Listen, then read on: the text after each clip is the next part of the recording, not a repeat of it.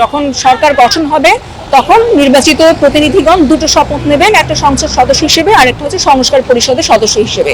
কিন্তু প্রথমেই তারা এই কথার খেলাপ করেছেন, তারা জনগণের এই দাবিটাকে তারা অমান্য করেছেন, বৃদ্ধাঙ্গুলি দেখিয়েছেন। আবার এখন তারা হচ্ছে সেই গণদাবিকে উল্টে ফেলার জন্য প্রথম তারা রিট করেছেন, এখন আবার তারা এই অধ্যাদেশ বাতিলের জন্য লিখিতভাবে আবেদন জানিয়েছেন। তো সবকিছু মিলিয়ে এটা তাদের দ্বিচারিতারই একটা পরিচয় সবার সামনে তুলে ধরছে। এবং আমরা যারা সাধারণ জনগণ, আমরা যারা সংস্কার চাই, এটা আমাদের জন্য কিন্তু বিষয়টা অতীব আশঙ্কার। তো এটাকে আসলে আমরা থ্রেট হিসেবেই নিচ্ছি। আমরা অদূর ভবিষ্যতে আমরা আশঙ্কা করছি যে আবারও একটা কঠিন পরিস্থিতির আমরা মুখোমুখি হতে যাচ্ছি। আমাদের বর্তমান প্রধানমন্ত্রী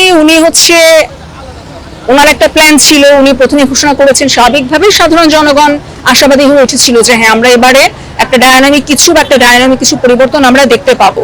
কিন্তু বিষয়টা হচ্ছে যে আমরা খুব দুর্ভাগ্যের সাথেই নোটিস করছি যে উনার অবর্তমানে সবচেয়ে ইম্পর্টেন্ট 3টা মন্ত্রণালয় উনি সালাউদ্দিন সাহেবের কাছে অর্পণ করেছেন সেই দায়িত্বগুলো। এবং সালাউদ্দিন সাহেব মোটামুটি ভেতরে সরকারের ভেতরে আরেকটা সরকার হয়ে মাথা চাড়া দিচ্ছেন। এবং উনি ওনার অতীতের যে বয়ান, ওনার কথাতেই উনি রয়েছেন, সেই পথেই তিনি হাঁটছেন। তো সবকিছু মিলিয়ে আমার কাছে মনে হচ্ছে যে আমরা একটা পাপেট সরকারের মধ্যে রয়েছি। এটাকে আসলে খুব সুন্দরভাবে বা খুব সহজভাবে নেওয়ার কোনো সুযোগ নাই।